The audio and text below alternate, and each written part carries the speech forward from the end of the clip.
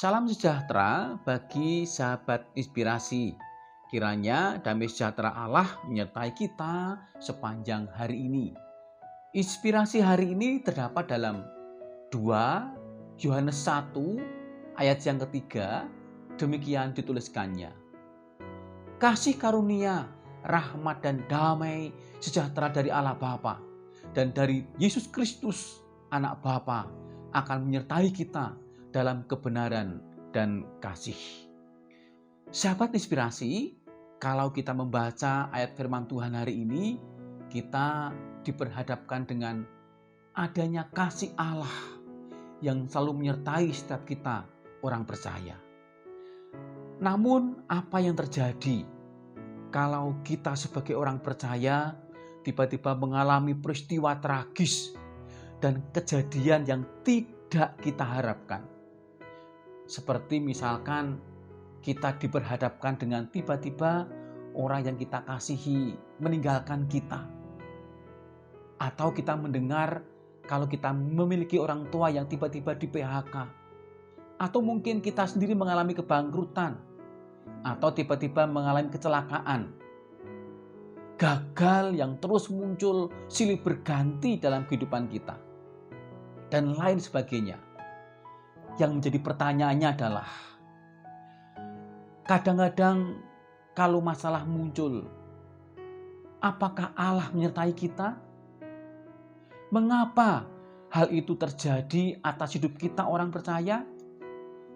Masih banyak pertanyaan lain akan muncul dalam setiap pikiran kita. Kadang kita mulai meragukan akan penyertaan dan kasih sayang Allah kepada kita. Untuk itu, mari kita melihat contoh 3 tokoh nenek moyang bangsa Israel. Kita melihat bahwa penyertaan Allah tidak berarti hidup tanpa masalah. Mereka semua harus hidup sebagai orang asing di negeri orang. Hidup demikian tidaklah mudah dan sering menghadapi kesulitan, masalah dan bahkan penolakan. Namun yang terjadi adalah Allah masih menyertai mereka. Seperti yang kita baca dalam Kejadian 21 ayat 22 sampai 34. Allah menyertai Abraham sehingga Raja Filistin yaitu Abimelek pun mengakuinya dan takut kepadanya sehingga mengadakan perjanjian damai dengan Abraham. Bahkan ini berlanjut kepada Ishak sehingga Raja Abimelek sekali lagi memperbarui perjanjian damai dengan Abraham. Dapat kita baca dalam Kejadian 26 ayat 27 sampai 31. Nah, sahabat inspirasi, Allah yang penuh misteri dan penuh anugerah juga berkenan menyertai Yakub. Padahal Yakub bukan orang yang sempurna. Hidupnya penuh dengan kelemahan dan bahkan tipu daya. Akibat perbuatannya, ia harus berpisah dari orang tuanya dan hidup sebagai orang asing di rumah pamannya, yaitu Laban.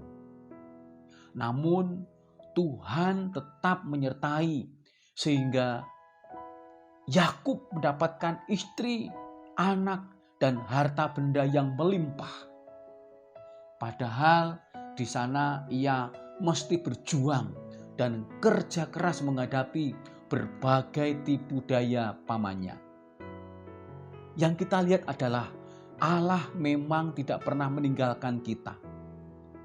Ia selalu menyertai kita sebagai umatnya dimanapun dan kapanpun kita berada. Nah, sahabat inspirasi, percayalah selalu akan penyertaan Allah bagi setiap orang percaya, walaupun kita menghadapi setiap tantangan pencobaan yang kita alami. Janganlah kita meragukan dan bimbang akan penyertaan Tuhan. Ingatlah janji Tuhan dan peganglah bahwa Allah selalu menyertai apapun yang kita alami dan kita hadapi.